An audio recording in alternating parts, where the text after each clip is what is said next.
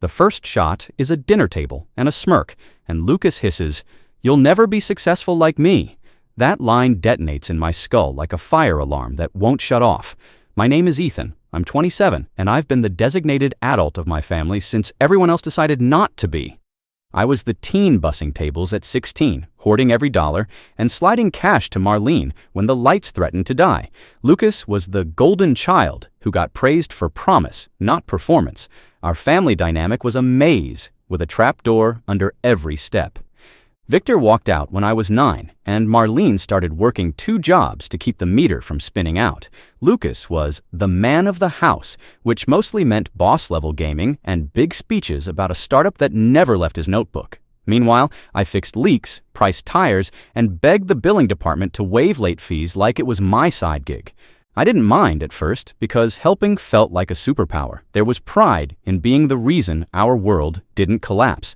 Then the cape got heavy and the gratitude evaporated. I realized my role wasn't son, it was safety net, deployed whenever Lucas flaked and Marlene fell behind. That's why his jab landed like a sucker punch I should have seen coming. It was a small Saturday dinner, spaghetti, garlic, bread, and a storm brewing under the sauce. Lucas boasted about a networking mixer, name-dropping, people he barely met, and deals he definitely didn't close. Marlene nodded like a metronome set to proud. Then she told me, "Ethan, you could learn ambition from your brother." And the room turned colder. I laughed, waiting for the wink that never came. Lucas leaned back, stretched his grin, and dropped the match. "You'll never be successful like me." It wasn't the words. It was the victory lap in his tone. Like I'd been losing a race I was too busy working to enter. Apparently, nights spent triaging, which Bill could survive one more week, didn't count as ambition. A strange calm settled over me like frost on glass. I smiled and said, "Cool, then you can cover Marlene's bills from now on." Lucas blinked like a glitching screen. Marlene frowned and asked what I meant. I told them I'd been paying gas, electric, and half the mortgage for 3 years, and if Lucas was the successful one, he could clock in because I was clocking out next month. Silence swallowed the room and left crumbs. Lucas's smirk wobbled, and Marlene stared like I'd just switched languages. I grabbed my jacket, said goodnight, and chose peace over another circular argument. Driving home, my pulse hammered the steering wheel. Anger drained out, and relief flowed in. It felt like I'd just unhooked a chain I didn't know was wrapped around my chest. 2 days later, Marlene texted, "We need to talk about what you said." I replied, "We can talk, but I'm not changing my mind." Hours passed before her call finally came. She skipped hello and went straight to panic. "You can't just stop paying, Ethan. We'll lose the house." Her fear pressed through the phone like a weight on my ribs. I let the silence breathe so the truth had room. "Mom," I said, "you told me Lucas got a promotion and makes more than me now. Why can't he help?" She paused, then whispered, "He's saving for his business. He needs every penny." The irony could have powered the grid. I laughed once because it hurt twice. I've needed every penny since I was 16, and the lights still stayed on. Lucas is 30. Chips on shoulders don't pay the bills. Her voice softened into that old guilt-coated lullaby. "You're the responsible one, Ethan, and your brother isn't good with money." "If you stop, what are we supposed to do?" she asked, threading love and obligation like a knot. My jaw locked against the reflex to rescue. I pictured piles of receipts with my name and their piece built on my overdrafts. "Figure it out," I said, gently but finally, and the line died without a goodbye. The next day, Lucas texted, "Wow, abandoning your family. Classy." I ignored it. Then the calls multiplied like pop-ups you can't close. Marlene's voicemails wore concern like camouflage. "Hope you're eating well. We cut groceries. Internet might go." Every sentence carried a brick of blame wrapped in care. I heard the message behind the message. Lucas went blunt. "Guess Mom can't watch her shows now because of you. Enjoy your shiny toys." Those toys were second-hand car tools I'd saved months to buy, but facts don't trend in his world. Then came the dinner invitation, like nothing happened. I went against my better judgment because routine can be a powerful liar. The tension hit me at the door like humidity before a storm. Lucas lounged on the couch with that trademark smirk. Marlene didn't greet me the usual way. Her smile stayed in the drawer. The air buzzed with money talk before we even sat down. Electric bill jokes, internet size, and Lucas suggesting I pay rent for eating at his table. I set my fork down and asked him flatly if he was actually paying for anything. His pause said more than his mouth. "I'm taking on more than you are," he bluffed. Marlene asked why I was doing this to the family. I answered the only truth I had left. "I'm tired," I said, and the room shrank. "I'm tired of carrying this alone." Lucas rolled his eyes and called me dramatic, which is what people say when you stop being convenient. Something snapped, clean as a twig. "Helping?" I repeated. "I paid half this mortgage since 24, and on graduation night, I wasn't celebrating. I was moving my last $200 in a parking lot to stop a default." Marlene's face softened. Lucas only shrugged. "Nobody asked you," he said, like decency requires a signed request form. That was the door I needed. I stood, took my jacket, and told them nobody ever would ask me again. I left before their words could chase me down the hall. The quiet outside felt honest. Guilt-tripping evolved into hostility like a Pokemon with worse manners. Marlene wrote that I was punishing her for being proud of Lucas. Lucas curated an Instagram victory parade with captions that tasted like battery acid. Our weekly small talk, gardens, coworkers, the neighbor's dog, faded into bill-shaped messages. "Barely made the mortgage. Water notice again? Guess we'll get used to no heat." The subtext wasn't subtle. I felt every unpaid bill like a weight on my chest at 2 a.m. The ceiling became a scoreboard of doubts. Was I selfish or finally sane? Then I remembered Lucas's smirk, and my spine remembered steel. 2 weeks later, I dropped a misdelivered package at the house. Lucas didn't look up from his phone because eye contact doesn't earn likes. "Look who graced the peasants," he said, without looking. I set the box down and kept my temperature. "This came to my place," I said, and the room tasted like stale air. Marlene shuffled in, tired, etched under her eyes. "We're 3 days from the mortgage being late," she said, voice dragging. I almost said yes because habit is a powerful drug. Lucas actually laughed. "Come on, hero, save the day." That sound did more than words. It turned a page. Days later, a letter taped to my apartment door announced the mortgage was delinquent and a 5-day clock was ticking. My stomach fell through the floor. I'd been paying for years, but somehow my name was still shackled to their ship. The bank confirmed autopay from my account had been canceled. The word echoed like a gavel. Apparently, my safety net had been cut, and not by accident. "Canceled by whom?" I asked. 2 weeks ago, they said. 2 weeks, the same week I said I was done. Only Marlene had the login besides me. I called her and skipped the pleasantries I couldn't afford. "Why did you remove my payments?" She hesitated, then said she thought it would be better if Lucas handled it. That word stabbed harder than anger. "You're 3 days from missing the mortgage," I said, "and he hasn't paid a dime, has he?" Silence told the truth before she did.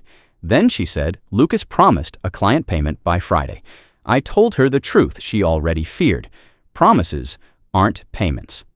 The next day, a brand new gaming chair sat in Lucas's car like a punchline still in the box. Inside, he was wiring up a shiny new monitor. I asked where the money came from, and he grinned.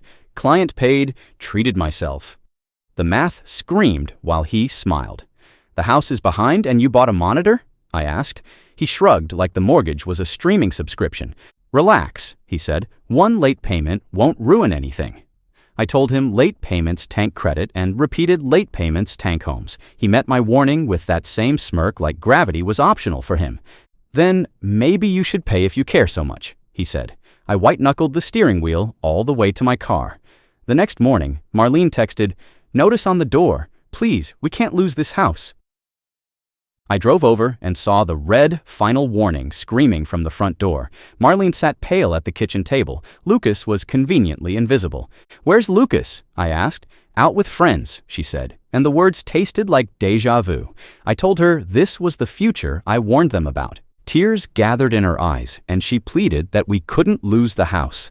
The front door swung open, and laughter walked in with Lucas. The timing felt scripted and cruel. "Here comes Mr. Responsible," he groaned. I held up the notice and raised my voice for the first time. 3 days from foreclosure, and you're buying chairs and bar tabs. He called me dramatic and said Marlene would figure it out. Like always, that sentence broke something clean inside me. Hope is heavy when it's hung on the wrong hook. You're right, I said, suddenly calm. Marlene will figure it out, but I won't be part of it. She begged. I set a boundary that didn't wobble. I walked out and felt a new chapter turn. Respect matters more than receipts. I wasn't going to be the family mop anymore. I cut off visits, Sunday dinners, and Lucas's text rants about abandonment. The silence didn't feel like victory. It felt like withdrawal. Nights became long and wired. I pictured the house boarded up and Marlene on the curb with boxes. Sleep showed up late and left early. At work, I dragged my feet and missed a deadline. Miss Chen asked if everything was okay. I told a half-truth that sounded truer than my usual smile. That night, I did a slow drive-by just to see lights on in the windows. Relief wrestled bitterness in my chest. Survival without change is just a longer fuse. If Lucas hadn't fixed it now, he wasn't going to. Things were sliding, not stabilizing. And yeah, I missed them even while they hurt me. I missed Marlene's tiny gossip and her humming over simmering pots. I even missed Lucas in a weird, empty way because at least when we fought as kids, we were on the same team against the world. Now it felt like he'd traded jerseys and I was the rival. 2 weeks became 3, and then Marlene's voicemail cracked in the middle.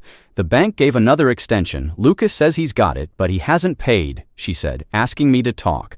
I listened on repeat until my chest ached. Part of me wanted to sprint back and fix it like always.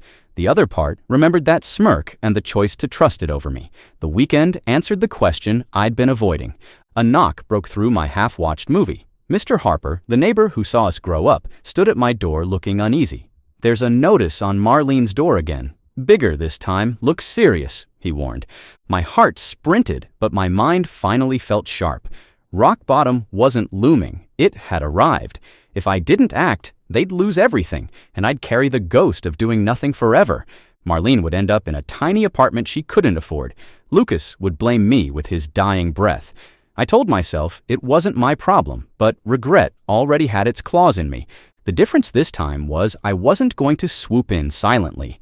I grabbed my laptop and opened a spreadsheet instead of my wallet. If I was saving this house, it came with terms. Step 1, learn how bad the mess really was. I called the bank and asked for the full statement. When it hit my inbox, my stomach flipped. 2 months behind, plus late fees nearly doubling the damage. Step 2, free myself from their financial sinkhole. I booked a meeting with a lawyer and braced for numbers and paperwork. By the end of the week, I finally had options that didn't end with me broke and bitter. I could pay to bring it current, then file to cut my name off the mortgage forever. If they wanted the house, they'd have to refinance or sell. For the first time, I had leverage instead of a leash. It wasn't abandoning Marlene, it was setting boundaries. I drove past the house that Friday, saw the red notice still taped to the door, and parked across the street. Inside, the TV glow mocked the chaos outside. I walked up and knocked, pulse pounding, with resolve. Marlene answered, half happy, half hesitant. How many notices? I asked, nodding at the door. Her shoulders slumped. 3. Behind her, Lucas sprawled on the couch, scrolling, not even glancing my way. My chest hardened like cement. We need to talk. All of us, I said. Lucas snorted. Here we go again. But I didn't bite. This time I had the cards, and I knew how to play them. I left that night, but the plan was already burning through my brain. I didn't sleep. Coffee couldn't keep up with my thoughts. I wrote down my goals, save the house, cut the leash, and make Lucas face consequences. Step 1. The lawyer, Mr. Delgado, calm and measured, listened as I spilled 3 years of financial servitude. You can bring the mortgage current and file to remove yourself, he said, and the words cracked the cage I'd been stuck in. Relief washed over me as I signed the authorization to pay, but I didn't tell Marlene or Lucas. I wanted them to feel the full story first. Step 2. Fix my own life. I opened a savings account in my name only. I set up auto transfers like tiny promises to myself. Watching it grow felt like oxygen filling lungs I didn't know were starved. Work became easier without the constant money drain noise in my head. Ms. Chen noticed and said I looked sharper, more focused. She wasn't wrong. I had room to breathe for once. I stayed late, volunteered for projects, and my reputation started shifting. 2 months later, Ms. Chen called me in and handed me a promotion and a raise that made me grin like a fool on the drive home. My quiet steak dinner tasted like victory. But the house never left my mind. Every deposit into savings reminded me of Lucas's gaming chair. Every late night reminded me of Marlene crying while trusting him anyway. I gathered evidence like ammo. Bank statements, my reinstatement receipt, screenshots of Lucas bragging online while the house bled. If a showdown was coming, I was ready. Meanwhile, Lucas lived like the world owed him luxury. His social media showed concerts, trips, dinners. I didn't comment or react. I let him think I was gone while I built strength behind the curtain. I even started hitting the gym 3 nights a week. At first, I could barely lift the bar, but months later, my body stood taller, my clothes fit better, and people noticed. Confidence crept back into my bones. By summer, Miss Chen asked if I wanted to represent the company at a networking event. Old me would have declined, too tired. New me said yes, and I left with contacts that opened real doors. For the first time, I had my own orbit, no longer tethered to Lucas's fantasy business or Marlene's panic. That's when I called the bank to officially start removing my name from the mortgage. If they can't refinance, they may have to sell, the banker warned. Then they'll have to sell, I replied, steady. I set a meeting with Lucas and Marlene for Sunday. Lucas texted back immediately, cocky. About time. You're paying again, huh? I didn't answer. His assumption was proof he hadn't learned a thing. I pulled into Marlene's driveway Sunday with my folder of documents. For once, no dread twisted my stomach. I was walking into their house, but for the first time, on my terms. Marlene opened the door, nervous. Lucas sat at the kitchen table, smirking, scrolling. So, decent son after all? He mocked. I set the folder down. This isn't about being a son. It's about facts. His smirk twitched, but he leaned back, amused. I slid the first document. Proof of delinquency. Proof of my reinstatement. You were 3 days from foreclosure, I told Marlene. I paid it. Relief flashed in her eyes before Lucas laughed. Finally did your job. I ignored him. Instead, I spread months of missed payments and screenshots of his nights out across the table. You had the money, I said. You just didn't care. His smirk faltered, but he tried to accuse me of stalking.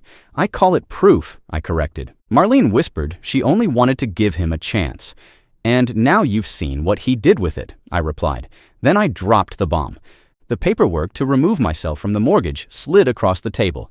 Next month, this is all on you. Refinance or sell, my name is gone. Lucas's face went crimson. You can't do that, he barked. I already did, I said, calm as stone. Marlene's panic cracked, but I softened my tone. If you can't qualify, you'll have to make tough choices. But I won't carry it anymore. I wasn't asking permission. 3 years I carried this while you trusted him, I added. Now it's his turn. Lucas slammed his chair back, spitting venom about me, thinking I was better. I leaned forward. No, I'm better than the version of me who kept saving you while you mocked me. He had no comeback, just rage. I stood and said, 30 days. Make them count. That meeting wasn't the end. It was the start of Lucas's crash course in reality, and I was determined he'd feel every bump. Digging deeper, I found more. Late car payments, maxed cards, even fake client work he never delivered. An old classmate told me Lucas owed her $1,500 for a job he never finished. The fraud stank. I called Mr. Delgado, our family's financial advisor friend. I told him everything. Make him face his credit report, he said, because avoidance was Lucas's only skill.